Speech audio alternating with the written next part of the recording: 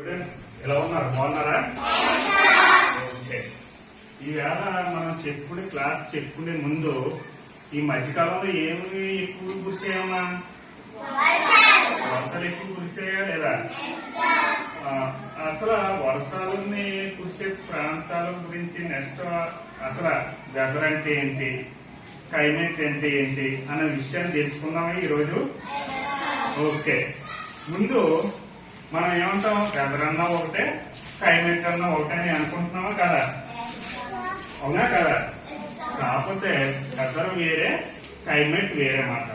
అసలు తేడా ఏంటన్నది మీకు కొంచెం చెప్తాను, ఓకేనా?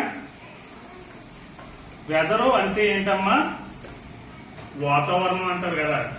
వాతావరణం అన్నది ఎందులోకి వస్తుందమ్మా? మొత్తం అంటే భూమి చుట్టూ ఆవరించి ఉన్న గాలి యొక్క పొరను ఏమంటారమ్మా? వాతావరణం అని అంటారు కదా. అందులో ధూళి కణాలు ఉంటాయి, అన్ని ఉంటాయి కదా, నీటి శాతం ఉంటుంది, తేమ ఉంటుంది, అన్ని కూడా ఉంటాయి కదా. దాన్ని మొత్తాన్ని కలిపి ఏమంటారు? వాతావరణము అంటారా? ఇప్పుడు ఒక రోజుకి, కొన్ని గంటలకి, కొన్ని సెకండ్లకి, కొన్ని నిమిషాలకి వాతావరణం మార్పులు చేర్పులు జరిగే దాన్ని ఏమంటారమ్మా? వెదర్ అని అంటారు అన్నమాట.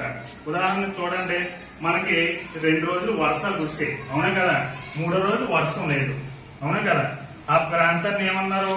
వాతావరణాన్ని వెదర్ అని చెప్తారు. చూడండి, వెదర్ రిపోర్ట్స్ అని న్యూస్ లోని ఇది ఆలపిస్తారా?